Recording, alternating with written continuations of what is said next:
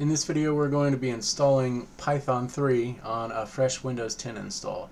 We've installed a few applications prior and we're going to first open up a web browser of your choice and just search for Python 3 and it should be an early result.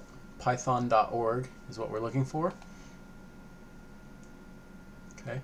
We want to go to downloads and we are on Windows.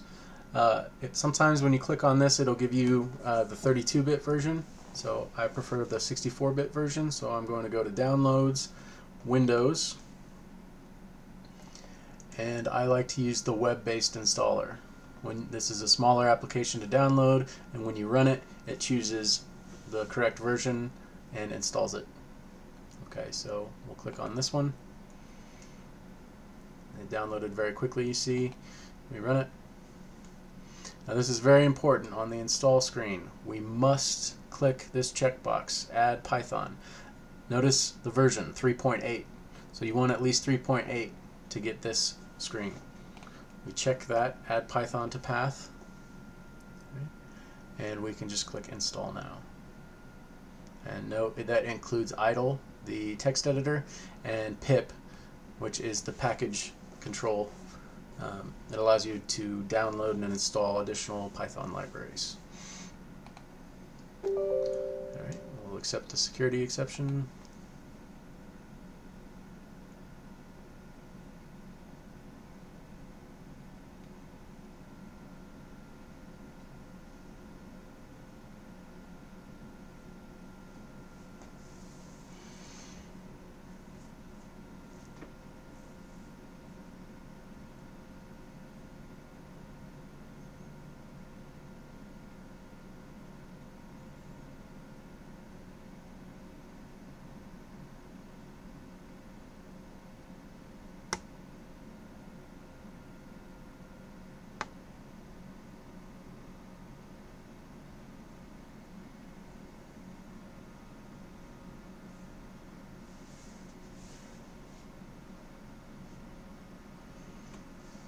Okay.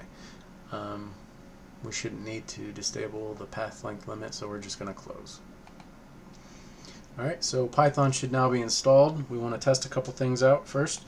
So one thing, cmd. This is the command line for Windows. I'm going to go ahead and pin this to my taskbar because I like to have access to it. Right, and we're going to test to see if Python was installed by running the command python --version. Okay, sure enough, Python 3.8.1 is installed. Okay, so this installation also comes with a text editor for Python code. We're going to be installing another one later, but idle is excellent for Python code. And so we search for idle there, that's the name of it. And by default, it runs an interactive active version of Python right here. Okay, so I could say x equals 5, print x plus 3. Right? So you can execute basic Python syntax here. Just like in the command line, I can run Python. And note that the command on the command line is Python in Windows, not Python 3. And that can be confusing. So in Windows, the command is just Python, but now we have an interactive shell as well, where I could do the same thing. X equals 5, and print x plus 7. Right? And then to exit the interactive shell, type exit. Oops. There we go. And we've exited.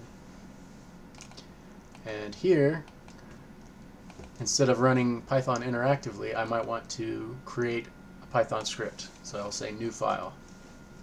Now in this case, I can close that other window. This is a new Python file, and it's just a text file. And I can create, my first Python program, classically, that is the Hello World program.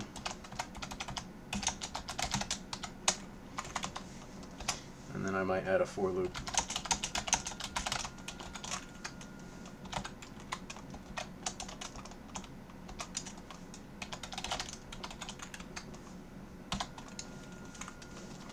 Alright, So I'm going to save this file, hit Control S and save, and we're going to save it to our desktop, and we're going to call this hello.py.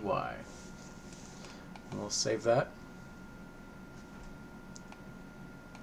And there's our file. It's hello.py, and notice it's got the icon for Python on it. Now, just in case you haven't done this, open up the file browser, go to View, and make sure you have file name extensions shown. Okay, if I close that, it just says hello. I know it's a Python file because the icon, but I can't change the extension unless I have access to the file name extension. Right, so I always recommend everyone have file name extensions viewable. So if I right click on my desktop and I go to New, and I want to make a Python program here, right, this is actually a .txt document, but I wouldn't know that. Right, I could rename it .py and think that this has the proper extension, but in actuality, because Windows is hiding the extensions from me, it is a .txt file, so I have improperly named this file. So always show your file extensions. We're going to rename that to something proper, and it warns you that you're changing the extension, and that's fine. And then I can right click on this and just go edit with idle, which is nice.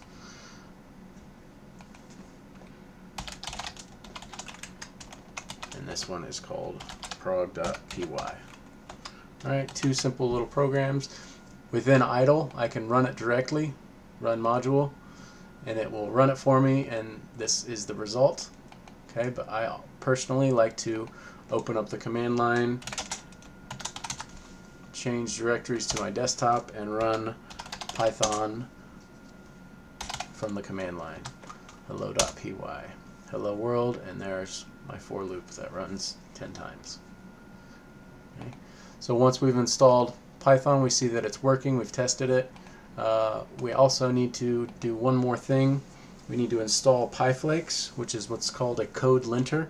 It will scan your code and inform you of different errors. For people just starting out in computer science and coding Python, it can be very useful. And later we're going to install the Atom editor and make really good use of this linter. So what we want to do is install using pip3. Just make sure we have that installed, pip3, right?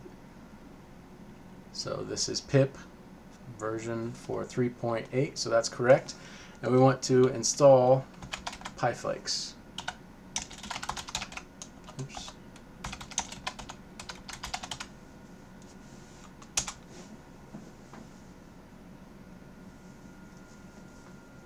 Okay, and so we have installed pyflakes, and it warned us that pip is a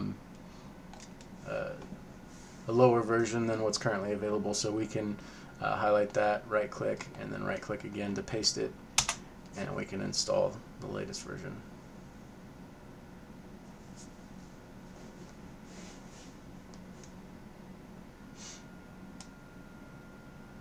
Okay, and pip3 -- version.